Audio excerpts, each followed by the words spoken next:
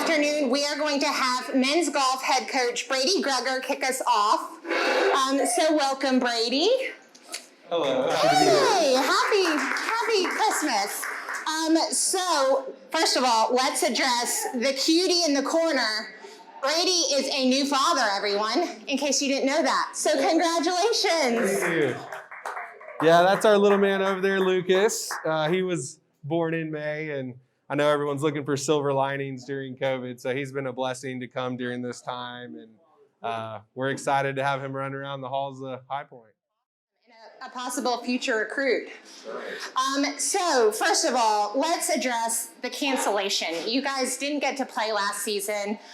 You've missed 2 seasons in a row right now. Let us know what the mindset of the team is. How is the morale staying, high?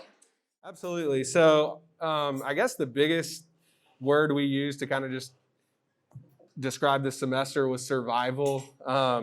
Obviously, keeping the guys engaged and also keeping them an 18 to 22-year-old not doing the activities that might go on with COVID not there is very tough for a coach, and it's tough to ask them to do that. So really happy for the guys. They did a great job of that. As for cancellation, golf is a very unique sport in that the fall season is just as important as the spring, and so it's tough when the guys have got not only last spring taken away from them, but then again this fall taken away from them.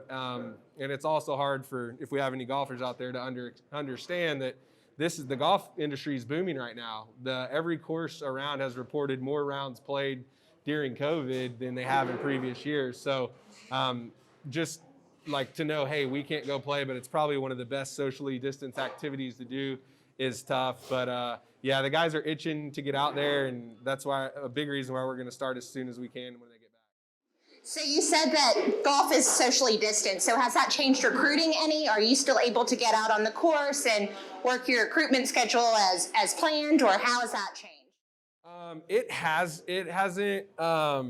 We fell into with all the other coaches. We're in the NCAA dead period. We haven't been able to get out there. But it's funny, I think golf is a very, it's score oriented. You can kind of predict what you're getting before they get on course. Obviously not character grades, but what their scoring average is going to be around. So we're at a benefit as not being on the road, as like we can kind of predict how good a player is without necessarily seeing them. So it helps us in that. But I laugh with other coaches. I was like, a lot of coaches out there are going to rethink their recruiting process when they actually have better teams now without going off what they saw just number wise. So it is different, but we are one sport that you can still get a pretty accurate gauge of talent wise what you're getting when they show up on campus. That's awesome. So do you see any changes in the Big South Conference tournament match play, or what changes do you foresee coming? Fortunately, and Coach Bennett can verify with us on this when she goes next, but there was a lot of scratching and clawing to keep match play in, just because a lot of sports are making sacrifices, and we're making those same sacrifices. We just did it on a cost-efficient basis, and we're able to keep our format the same. So we're excited to have match play, and cannot thank the Patriot at Grand Harbor enough. I mean, they really came to the plate. They love being a partner with us, and they sacrificed a lot to continue keeping our format the same and having that Big South championship there. That is awesome. We consider ourselves very lucky. Are there any standouts right now? I know that it's hard to address that, but are there any standouts that you're really looking forward to the fans watching play? Yeah, I mean, I feel comfortable talking about it just because I'm very, I guess, blunt and open with all my guys. They know exactly where they stand on our depth chart. We had depth chart meetings right before they left. So I think 3 guys that came in immediately and kind of made a name for themselves this fall is you've got Brandon Einstein returning all conference. He was one of our top returning averages from last year, and also Adam Hooker. Those 2 guys came in and they've played every tournament since they got in the lineup as freshmen. So they're going to continue to grow this team and lead us. We do have a freshman that transferred in at spring last semester. Obviously didn't get to play much because of the shutdown, but his name's Christian Castillo, out of Dallas, Texas area. So we're really excited to have him. And I think those three guys right now, if we were to leave, would pretty much be a staple in our lineup. And luckily, I mean, even though they weren't able to play and represent the university, like I said, golf is still thriving in the world right now, and there's a lot of amateur tournaments they were allowed to play in unattached. And so it allowed me to still get a really good gauge at where their game's at. That's awesome. We're looking forward to seeing these guys play in the spring. Speaking of the spring, tell us a little bit about the schedule, if you know of any play that we can kind of look forward to right now. Yeah, absolutely. So we have, obviously it's a little bit different. One thing I guess it's good to point out is one thing golf is able to do is we play 5 players, count 4 scores. A lot of tournaments are going to play 6, count 4. That way that you can split up your guys into 2 different threesomes and just play them with your team. So you'll have your first 3 guys go off and your second 3 goes off. That way, if there was any contact tracing to go on, it wouldn't spread from school to school. That's another really big advocate for playing golf, in that it stays within the team and you're just around your guys. So a lot of tournaments are going to that, but we've taken the approach, we want to play early as and often as possible, obviously, because this thing is unpredictable. We haven't played so long. The guys are like a caged up dog. They're ready to get out there. So we're starting in January, and we're going to play 1 to 2 events all the way up until the postseason in May and June. That's awesome. Like I said, we're all looking forward to live sports returning and for fans to be able to watch and enjoy. Something that we do enjoy is Brady always brings prizes. He loves to do some trivia, so we have some golf giveaways while you enjoy your lunch. So Brady's going to ask a few questions, and we're going to give away some gear. How's that sound? Absolutely. Well, I learned my first year that this is the easiest way to get invited back is to bring prizes, because it's how you become a fan favorite. I gave y'all, we'll start off. First up, we've got just your standard High Point University golf trucker hat. This might look like what some of y'all used to wear all the time, but it's came back around in style. We'll go with, can someone in here name another player on my team of not the 3, Brandon Einstein, Adam Hooker, or Christian Castillo? Another men's golf player that was not mentioned. Or a former player. No? Yeah, he's one of the names we named. Come on, Earl. I know you know. Who won Big South for us? No one? All right, let's think of another question. Maybe we can keep them course oriented.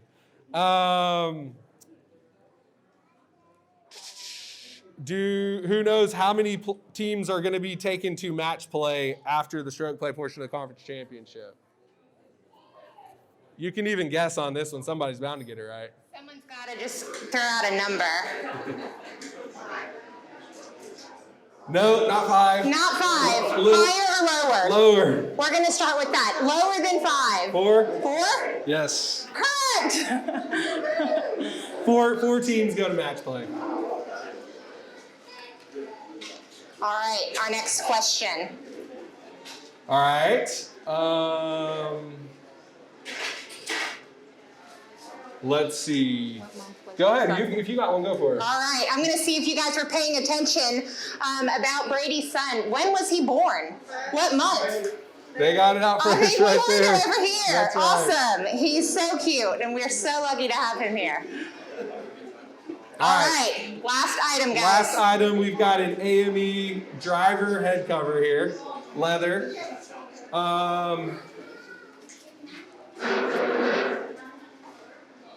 Let's see. They'll probably know a good basketball question. This crowd loves basketball. Okay, well, we did mention this. Where is the conference championship held each year? He briefly mentioned it.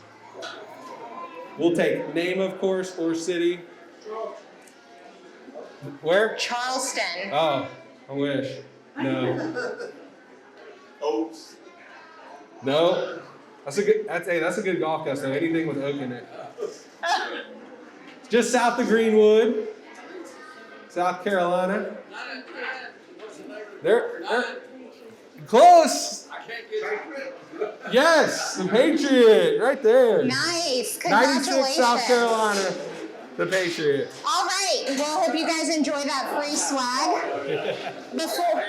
There you go. Well, he can use the head cover on the front nine. You use it on the back nine. All right. Before we say goodbye to Brady, Brady's going to tell us a little about the Birdie Club birdies. Yeah. So the Birdie Club is actually everyone can be a member of it. It's for our guys.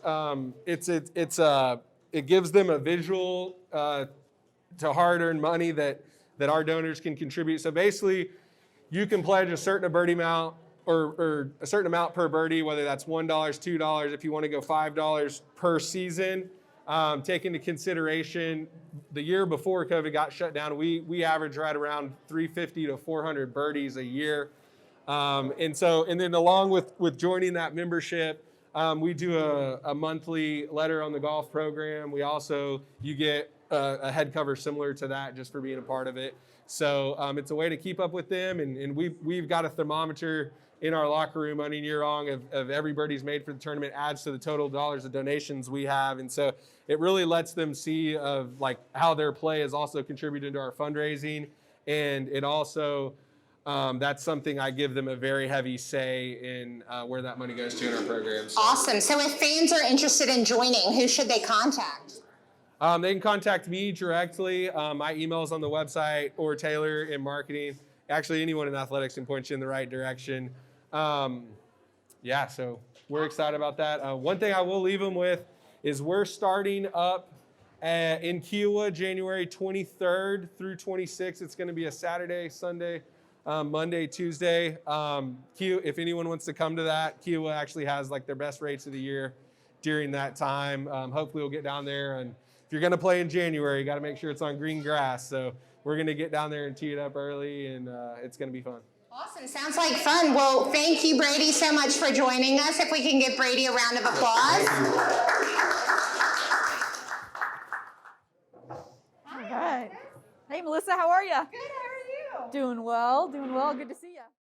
So let's just get right to the point. You have a pretty impressive group coming in right now. We're not going to sugarcoat it. We're proud of our student athletes, guys. But they have already reset records that were already placed in the book. Yeah, Joe did a great job. He dug up some records this week. Just with the challenges in recruiting, we put our heads together on how are we going to stand out and how are we going to get people excited about High Point. So shout out to Joe for digging up some records that I didn't even know we had set. So that was pretty cool just to kind of see the rundown and go through some history of the last few years. Yeah, we all have a little bit of extra time on our hands. I know that all of you can relate right now. So the process of recruiting, I know Brady briefly touched on this, but golf is a socially distant sport. How has the process of recruiting changed for you, if any? It's changed completely, just like all the other sports. So we're in a dead period until the middle of April right now. So we've gone through a lengthy sort of quiet recruiting season. So it's been a lot of Zoom calls, a lot of video FaceTiming with different recruits and getting some swing video, but just not the same as being out there on the course and being able to follow them and see their behavior on the course and their interactions with other players and their parents. So that piece is really the most challenging, is trying to get to the essence of who they are and figure out their personalities through a screen. Speaking of personalities, guys, I've had the privilege of attending Women's Recent Media Golf Day, and she has a lively group of girls. Yes, we do not lack in personality. Speaking of the two freshmen who kind of stood out to me, personality-wise, I heard that they're just as good on the course. Tell us about them. So they were kind of hyped up coming in, and though we haven't played any tournaments in the fall, I did try and keep them competitive. We did a 9-round, which ended up getting boiled down to 6 rounds because of some rain and bad weather, but they entered the season prepared for a 9-round qualifier for the first spring event. So that's the way we tried to keep them competitive, and they proved kind of what we had seen on paper and in recruiting. So Danielle took a over 20-shot lead in qualifying.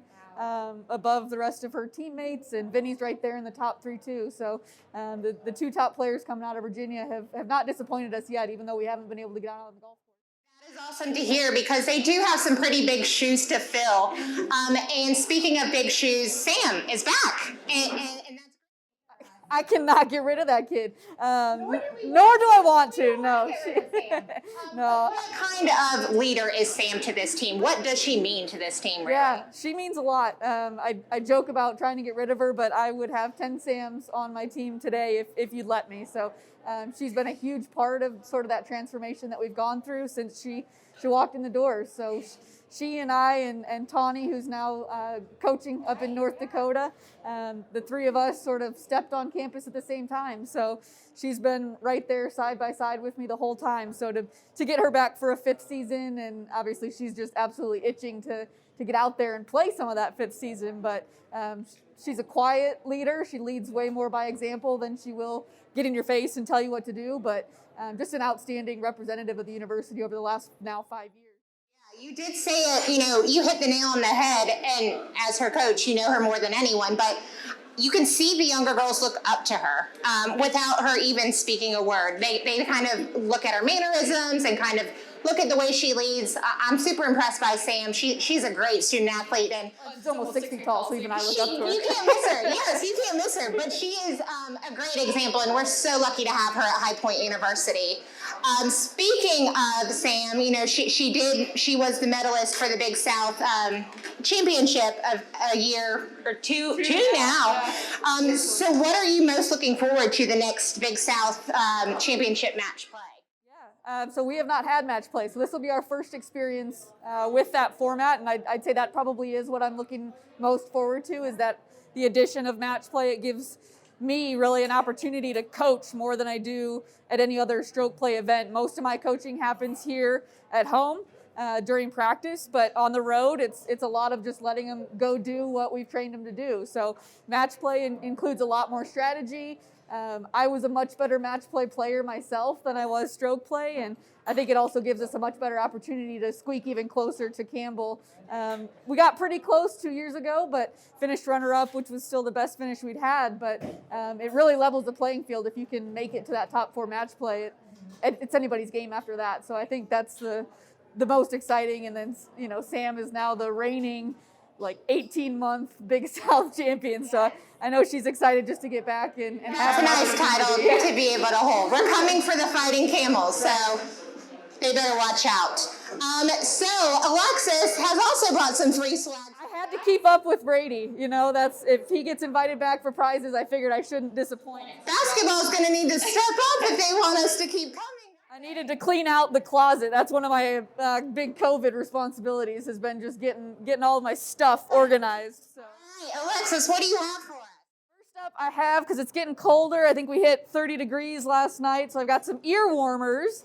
If you can tell, I am in my 5th season. If you can tell me how many wins I have recorded as a head coach, how many team wins we've had in those 5 seasons. How many team wins have they recorded in the 5 seasons that Alexis Bennett has been head coach? It is not a double-digit number. We don't win very often in golf. But we will take those wins when we get them. Absolutely. Should we give them a hint? More than that. Two? We got 2 people. Oh, she got it. 5. 5. Congratulations. Second booth, 5 and more to come. This one's either going to be a Christmas gift for the woman in your life, or we have a few women in the audience, but a medium team polo. This was one of our actual uniform items this past season. Ooh, just like the team. Melissa mentioned it, but just very briefly, which tournament on Samantha Vaudry's resume would arguably be her biggest? And if you get the year right, you get some brownie points. So what win did Samantha Vaudry have that's the biggest of her career here at High Point?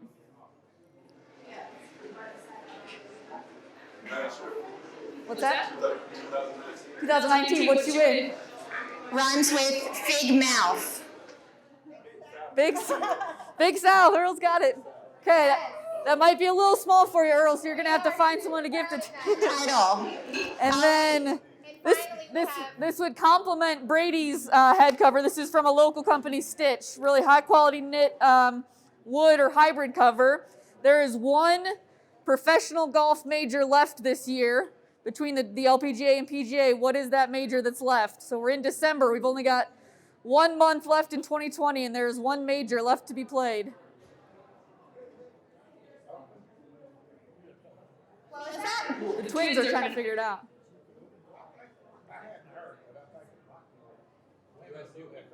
There it is. Bingo. Women's U.S. Open. Very good. We'll get that passed down to you. All right. Before we bid adieu to Alexis, is there anything else that you wanted these lovely fans to know before?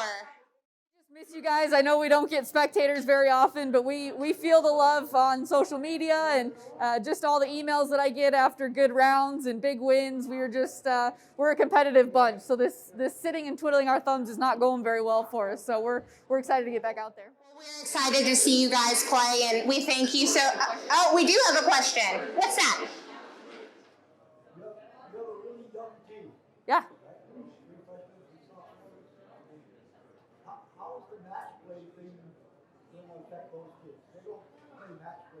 Yeah, no, that's a great question. So the reason we switched, the question was just with a young team and having never played match play before, how's that all going to work and how are we getting ready for it? The first thing is it's new for everybody. So none of the teams at the Big South Championship will have played it before in a conference championship setting, but we're going to be preparing for it a lot in practice. So that's probably the trickiest part, is that none of our tournaments leading up to conference are match play. But like I told Melissa, I was a much better match play player, so I've got some mental game strategies and some course management kind of stylistic things that you just do differently in match play than you would in a stroke play. You can take more risks, and a bad number, a big whole number doesn't hurt you nearly as much. It's just one down. So if anything, I think they'll get the hang of it a lot quicker than they will trying to shoot a 65 for a number. Alexis Bennett, everyone. Let's give her a round of applause. Thank you very much.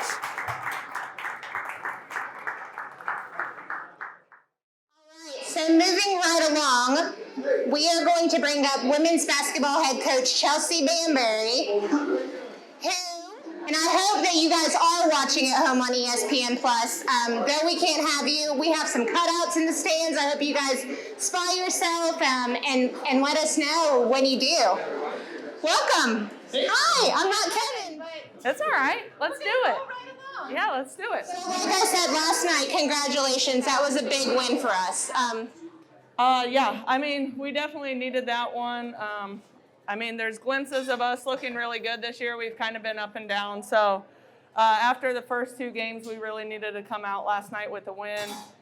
Besides the first quarter, I think our girls handled it really well and kind of got our feet underneath us, and then we kind of took off from there. So especially the last three quarters, I was happy with how we played last night. So big win for us. Yes. So speaking of, coming out robust first quarter, the UNC game. I mean, wow, we were cheering so hard for the Panthers.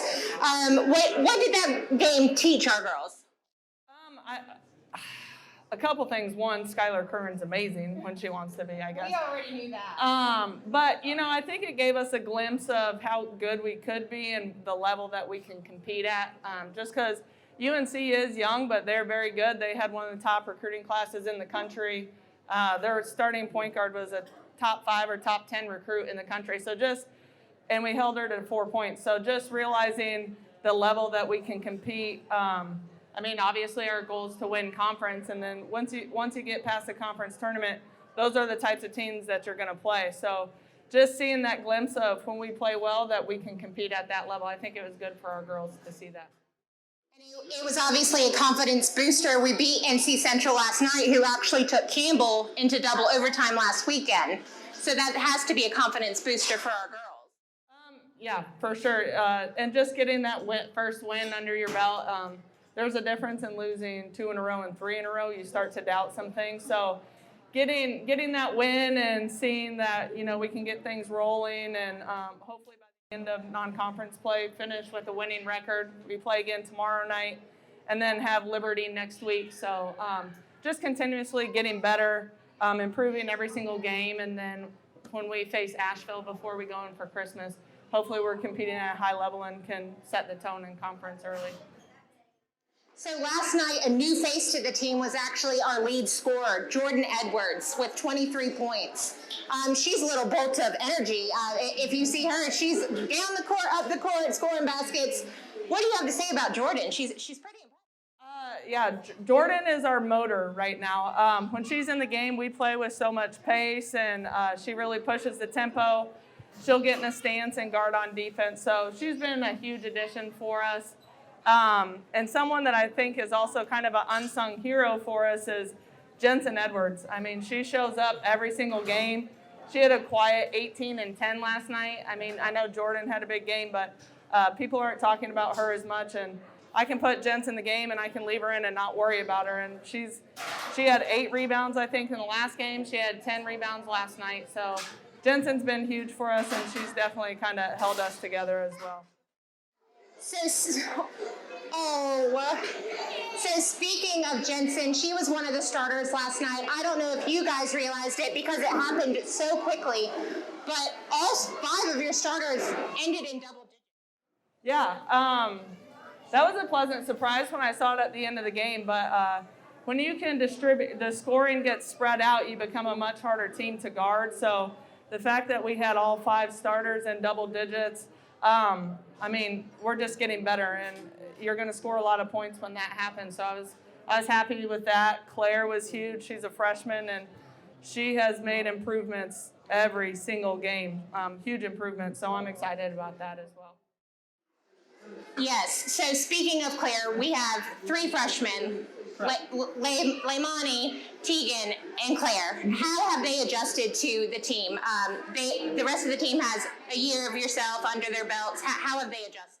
They've done pretty well. I think it has helped that we have so many returners. Like last year, everybody was newcomers, and so the fact that they have so many returners to learn from and ones that actually had playing experience, they're coming along really well. And Leimani's getting better each day. Same with Tegan.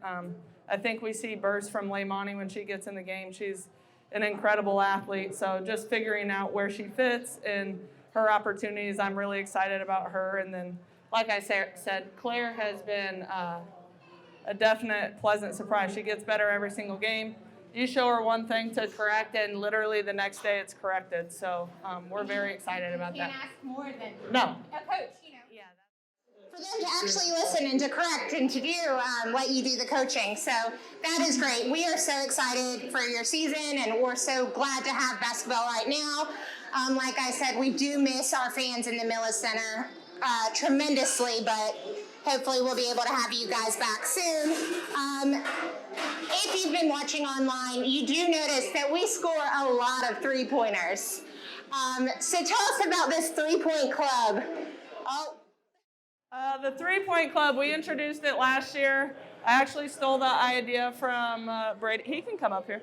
From Brady, with the Birdie Club. So I stole the idea from him.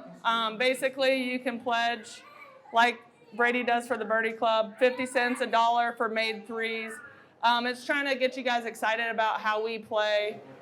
We do shoot a lot of threes. Last year, we finished 3rd in the country in made threes. So we're just trying to get you excited and hopefully gain a little bit of money along the way to help our program, because we know that COVID's a hard time for everybody financially, but there are a lot of expenses added onto our athletic department right now.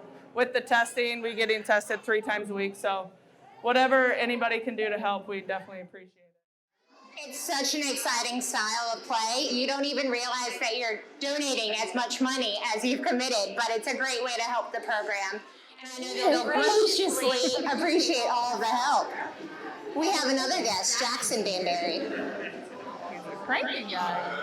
No, but we do appreciate all the help. So. Yes. So Chelsea, 2 games, 1 week this week. So tomorrow we have North Carolina Wesleyan at home. Yes. What are the keys to the game, winning tomorrow? I mean, well, they're coming off a big win. They beat UNCG last night. So we definitely have to show up ready to play. And the biggest thing, and I kind of touched on this, is us focusing on us and then getting better than we were last night. So we're going to try to improve us. No matter who you play, there's always something you can work on. So defensively, I expect that we get better, and then hopefully we can clean up some things on offense. So like I said, I want to continuously get better. So each game, by the end of the year, we're a very good team.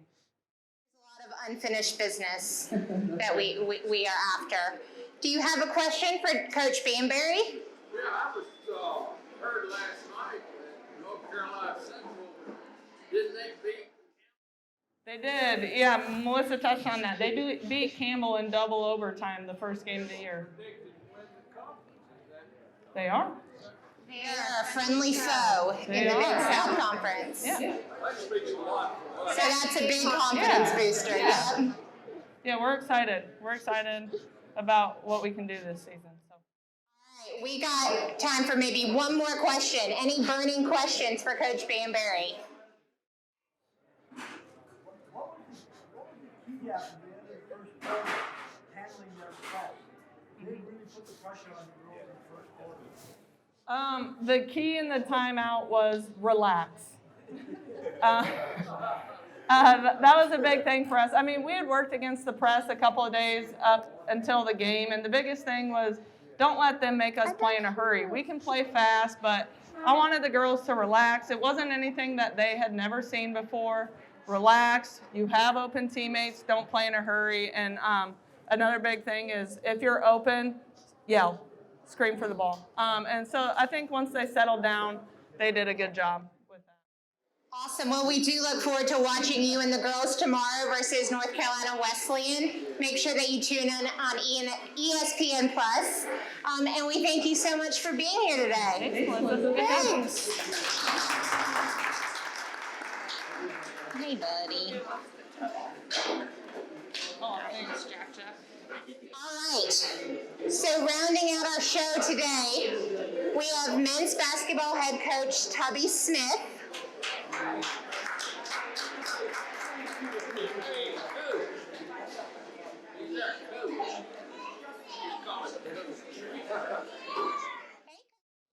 Hello! How's it going? Am I supposed to keep this on? You can. All right. If you'd like. Yeah, well, I don't like it, but I'll do this. All right. Melissa, well, you're the star of the show today. It's weird. It's weird being on this side of the camera. Can I announce, or have you already announced? We have, yeah. Here to everyone that we're expecting a boy in May. I mean, she's expecting a boy. Congratulations. Tubby's already promised my unborn son a spot on the team. Yeah, he's already in. He's So already. he's already taken care of. It's fine. All right. So we also have some congratulating to do for Coach Tubby Smith, who secured a win against North Florida. As exciting as that Thank God, after 7 tries. Heck, since what, 5? Well, we lost 4 or 5 straight last year and then 2 straight this year. Thank goodness. I was ready. towards the future, right? The past does not matter to us. Speaking of who doesn't even need an introduction, John Michael Wright. Enough cannot be said about him. He is such an amazing player, even a better student athlete. The kid always says hi. The manners, I mean, how did you get so lucky? Well, you're right. We were very fortunate. Again, many of you know the how we landed John Michael Wright. One of the ways that we landed him because a former player of mine at Holt County High School in Rayford, North Carolina, Manny Zunabor, lived with him in Fayetteville, North Carolina. Oh, okay. So Cameron, who is, he lived with Cameron, who's one of our walk-ons, and because they went to Fayetteville Academy together, John Michael and Manny, and my former player called me up and said, Coach Smith, I want to come by, I want to bring a couple players by. And that's how and it's all about who you know lots of times and developing those relationships over the years. So it was, and then John Michael Wright stepdad is Eddie Hightower, who is one of the first black officials in the Big Ten and one of the all-time great officials in the Big Ten, Ed Hightower. He's just retired a few years ago. So now Bishop Hightower, which is John Michael Wright's stepdad, calls me up, said, my brother Ed thinks you're one of the best coaches and he couldn't go wrong coming to play for you. And so and I've been blessed in this business that's the way it's worked for me. And if you treat people right wherever you've been, we've tried to do that with every student athlete that we've ever coached. Like I tell them all the time, I've loved every player I've ever coached. Some of them I didn't like what they did. But just like my wife, she loves me to death, but she don't like some things about me. But well, that's life. That's awesome. Well, we happen to agree with Mr. Hightower. We think you're a pretty fine coach ourselves. Oh, you're so sweet. We do love you, Tubby. All right, so back to the game. North Florida, we saw an all-star performance from Liddell. Yes. One half of the Twin Towers. I mean, that's what they've been nicknamed. He's actually a twin.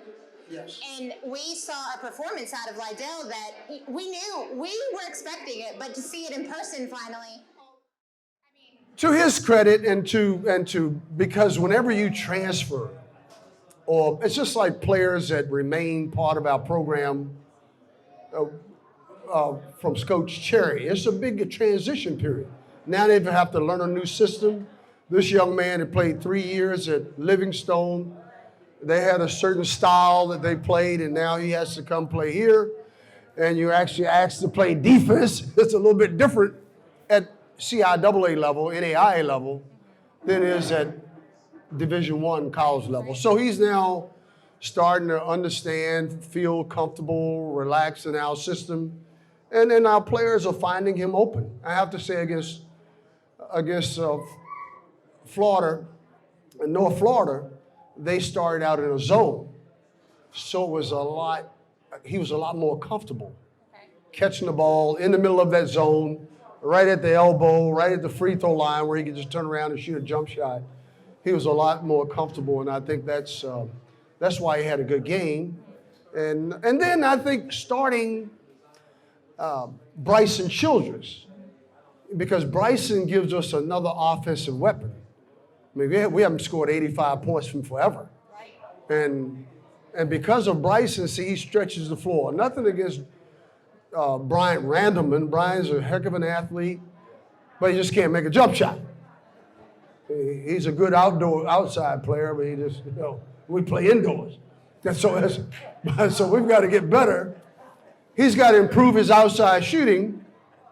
And see, what happens is now you're able to space the floor with John Michael at one wing, Emil Flowers who can shoot there, who's an outside threat as well. And now you put Bryson in there, he's probably our best three-point shooter.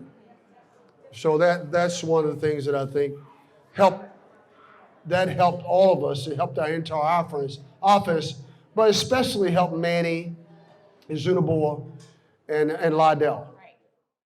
Yeah, I was about to say another student athlete that we have who is vertically gifted, Manny. He had a great game against North Florida. Clarified vertically gifted. Vertically gifted, yes. You mean jumping or mentally? Okay, well, go ahead, I'm sorry.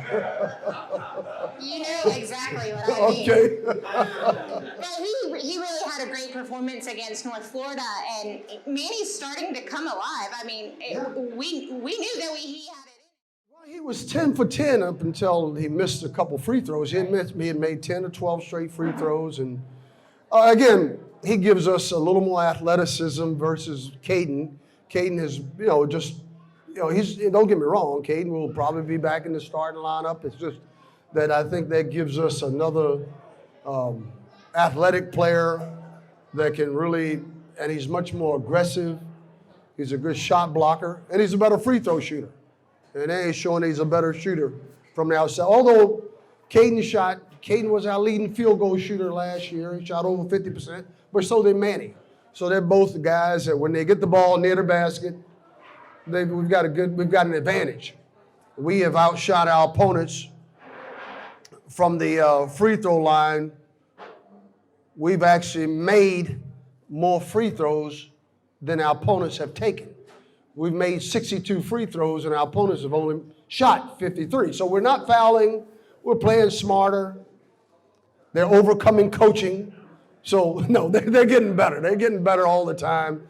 And they're just mature. You know, those guys that were freshmen last year, like John Michael Wright and Brian Randleman and, you know, Eric Coleman, those guys are now, and Manny, they're now sophomores. So we expected them to be better, and they are. But the best thing about our team is that our freshmen, like Emil Flowers, we're starting 2 freshmen even now. Right. In the last game, we started Bryson Childress, and Emil. Emil Flowers he's one of the most, he's one of the smartest players. I'm saying as a freshman, he may be one of the smartest players I've ever coached. That's a huge compliment. Well, I'm just telling you, he knows the game right. Well, we saw that. That's why he was so sought after, and we were so glad to get him early last year. Because if we hadn't signed him early, a lot of other schools would have been on him, because he just understands the game, plays at a pace, plays within himself, and that's what we need. So he's really been outstanding. Yeah, he's been really fun to watch. Definitely not flying under the radar. You would hear Emil's name, you know, every other second it seemed in the game. So speaking of games, we do have a little bit of a break.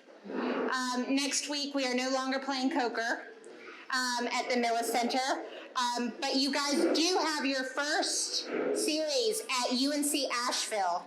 What do we have to look forward to with UNC Asheville? Well, before I go there, I wanted to talk a little bit about Alex Holt, because he's a young man that has played extremely well, but he's been out 38 days. He was contact traced his second day in class here at High Point, so he had to spend 14 days quarantine. He came back. We had a few of our players so he was contact traced again. So he spent 14 days in quarantine. Then he caught COVID and had to sit out 10 days. So, but other than that, you know, but he's a good player too. You know, he was a leading rebounder. But let's go on and talk about Asheville. I'm so excited about these young men, to be honest with you.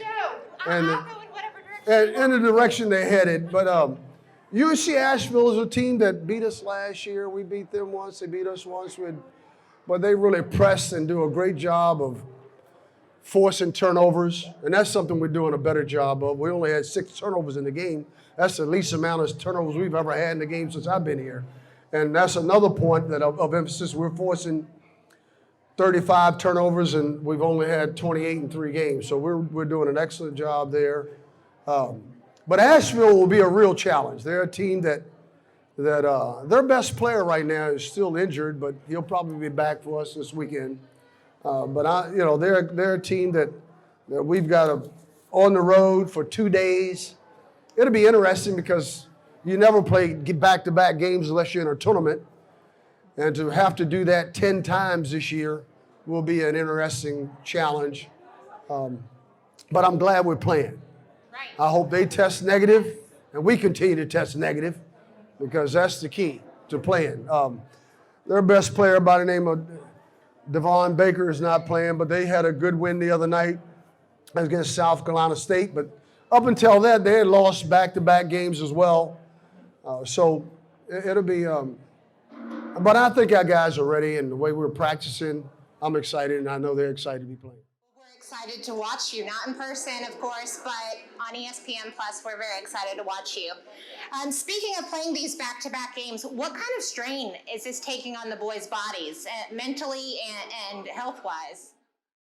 Well, I think it's been remarkable what we've been able to accomplish here at High Point University, thanks to Dr. Cobain and Dan Hauser. You know, we've been emphasizing to our student athletes and our students to be vigilant in wearing their mask, washing their hands, practicing social distancing, and that's the only way around it. You know, thank God we've got outstanding people, not just in our administration, but even the people that work around our campus. every day they're cleaning, they're keeping things spotless and keeping the things, wiping down doors. They come by my office, I'm in there doing work, and it's just great to see the unity and how committed everyone is at the university. I'm so proud to be, to call High Point my alma mater and to do the things that we're doing. And these are the times when people raise their level of commitment, and we've got a very inspiring environment at High Point, and we on our players all the time. They'll forget sometimes. Don't get me wrong. Nobody's perfect. They might. The other day, I walked to the cafeteria and I got almost there, and I'm going. I reached for my mask. I'm like, oh God, I gotta go back and get my mask. So it happens, but I've got so much respect for these young people, our student athletes especially, because only men and women basketball players are on campus. I was happy to see them there last night to support the women's basketball team. I want to commend and congratulate Coach on the great job they did last night. So, and it's lonely for our student athletes to not have anybody around since Tuesday. Oh, everybody left camp. I mean, it's just, I'm really proud of how they've conducted themselves. I just hope that people understand, especially administrators and people on campus understand that the sacrifices that they're having to have to make as well. Absolutely. Well, Coach, now's the time that we would give away some swag if you brought us some, but we're gonna get on Coach. He's gonna bring us some swag next time. We're gonna give some swag away. But in the meantime, What is that? some giveaways. Swag, it means free I got stuff. some balls outside in the car, autographed balls. We'll save those. Basketball. We'll save those for next time. But Blame me, okay? No. Okay. I'm just messing with In you. the meantime, does anyone have any questions for Coach Smith? Let them fly. I want some questions. Yes, sir.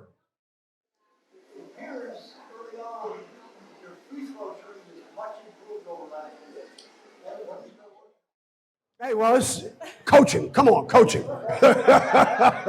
Hey, look, you're going to blame me for all the losses. I'm going to take credit when something goes right.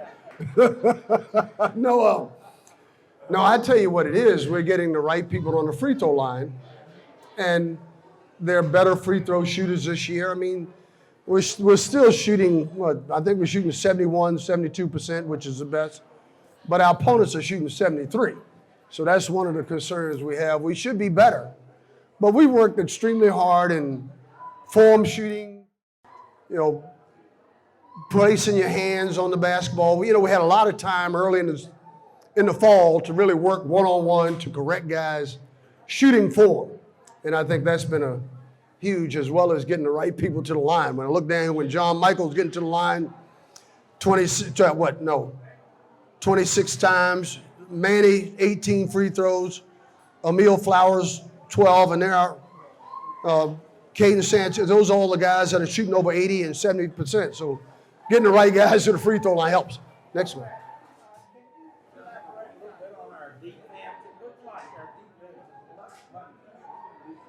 I gotta tell you, I gotta take credit for that too.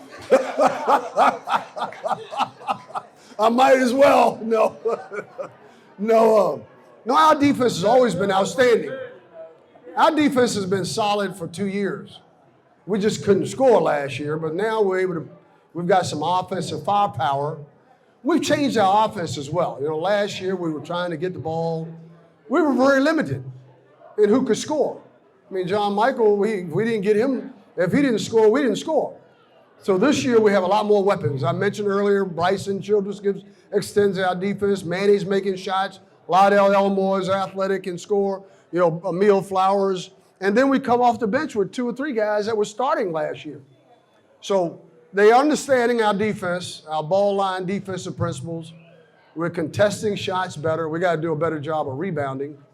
But otherwise, we've been getting deflections, getting steals. And it'll be interesting how we handle the press. The Asheville press comes Friday and Saturday.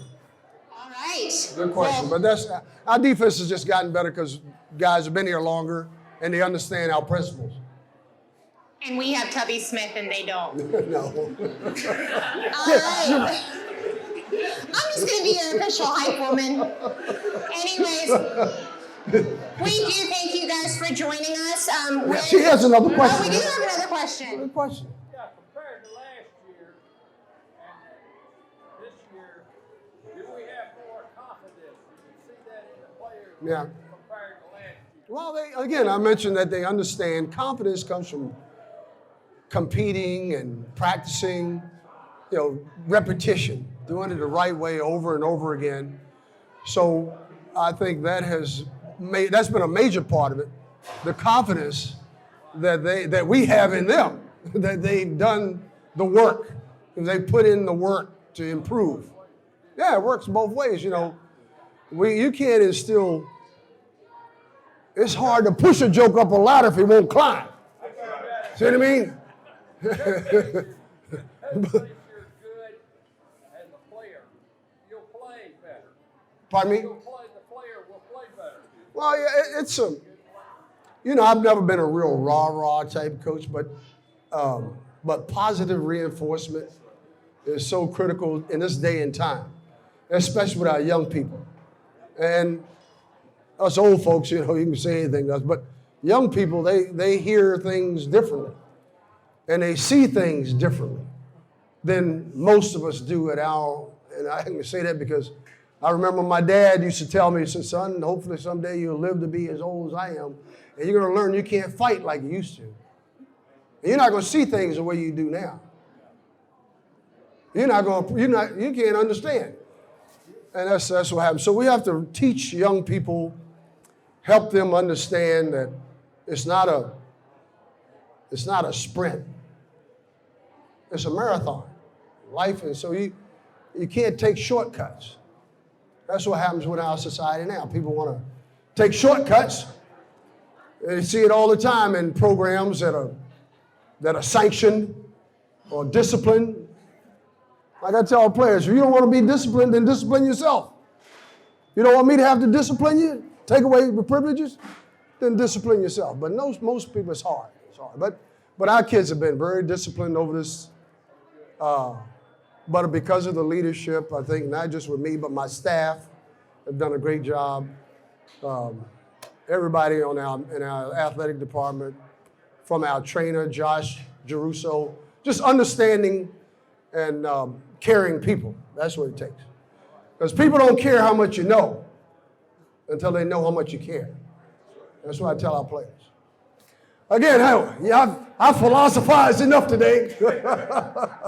But thank you all for having me. Thanks for letting us do this here today. The food is great. As soon as I get a bite of it, I know it's delicious. Thanks, everyone. Have a happy holiday. See you when's the next one? Next meeting? In January, so please keep an eye out on social media. We're going to finalize the date in January, and in the meantime, we're going to look forward to seeing you get some more W's. Yeah, well, we need to. But we'd love to have you. We'd love to invite you by, but we can't. They won't let us have anyone at games or at practices. So we miss you all. So be pulling for us. Love you. Thank you. Good job too, Melissa. I got you great. Give her a great hand. She was the best. Who needs Kevin? He's lost his job. Don't say that.